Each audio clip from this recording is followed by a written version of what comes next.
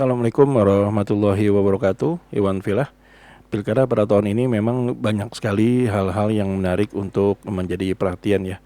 Ada beberapa pemilihan kepala daerah yang cukup mengejutkan hasilnya, di mana pada awalnya itu unggul, ternyata pada hasil quick count tidak dan kalah telak. Nah, hal ini juga berlaku sebaliknya di saat yang lain dianggap pada awalnya survei hanya sekitar 101% dan diusung oleh satu partai, tapi kenyataannya malah di hasil quick count menang.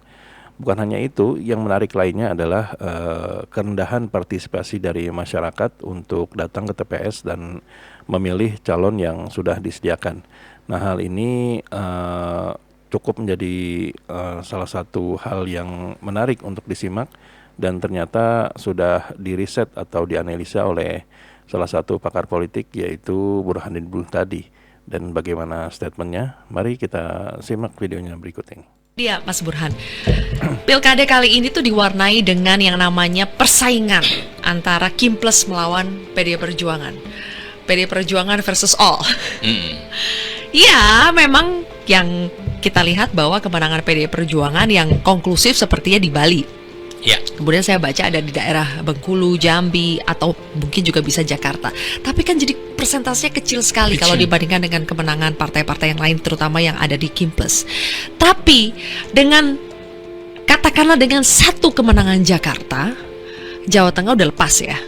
Udah signifikan itu bedanya. Betul. Lepas. Tapi kalau dengan satu kemenangan saja di Jakarta, apakah itu efek matters gitu buat PD Perjuangan yang kita tahu perlawanannya dengan Kim Plus dan simbol Jakarta, meskipun nanti katanya tidak jadi ibu kota lagi, tetap penting, sebegitu penting kemenangan di Jakarta.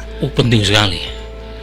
Jakarta meskipun tidak lagi jadi ibu kota nantinya ya, setelah kita pindah ke IKN, tetapi sumber daya bisnis, ekonomi, politik itu masih ngumpul di Jakarta. Dan jangan lupa media dan informasi. Dan itu semacam jalur mulus menuju 2029. Karena pasti PD Perjuangan perlu regenerasi, terutama berkaitan dengan supply calon presiden 2029. Dan menjadi gubernur di Jakarta, apalagi bukan hanya Mas Pram, Rano juga kader PD Perjuangan kan. Itu kan seperti membuka pintu buat PD Perjuangan. Kalau misalnya Pramono dengan Rano unggul, entah 1 atau 2 putaran, untuk menaikkan kepercayaan diri PD Perjuangan di tengah kekalahan di banyak tempat itu ya. Meskipun lagi-lagi ya, saya terus terang mengkritisi ketidakberanian partai-partai di bawah Kim Plus untuk mendorong kadernya sendiri. Dan itu menurut saya akibat penyelenggaraan pemilu dalam 1 tahun. Dan jangan lupa, karena terlalu dekat dengan Pilpres, sementara nominasi calon kepala daerah dilakukan bulan Agustus sebelum Pak Prabowo resmi dilantik, membentuk kabinetnya. Itu banyak partai yang berharap lebih baik mendapatkan kursi di kabinet ketimbang mencalonkan kader sendiri. Dan yang rugi bukan hanya partai politik, pemilih juga menjadi kekurangan alternatif. Nah, kita bersyukur tuh kalau tidak ada putusan MK, PD Perjuangan banyak tidak bisa mencalonkan kadernya. Jadi lagi-lagi yang untung elit, yang dirugikan adalah publik dan demokrasi. Makanya jumlah kotak kosong kan bertambah di mana-mana. Karena tadi kalau tidak ada putusan MK, kawan Bawaslu menunjuk estimasi sekitar 100-an lebih kepala daerah yang hanya akan disodori kotak kosong. Dan itu menyalahi prinsip demokrasi. Karena dalam norma demokrasi, manusia lawan manusia, bukan manusia lawan kotak kosong gitu. Jadi ini kelemahan-kelemahan yang seharusnya harus dipikirkan. Makanya saya menyambut ide baik dari Perludem untuk mengajukan uji materi ya, supaya ada jarak antara Pilpres, Pileg dengan Pilkada.